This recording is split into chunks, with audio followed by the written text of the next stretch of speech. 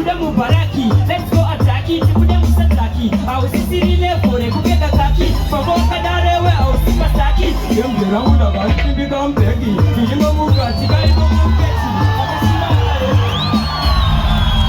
Next issue.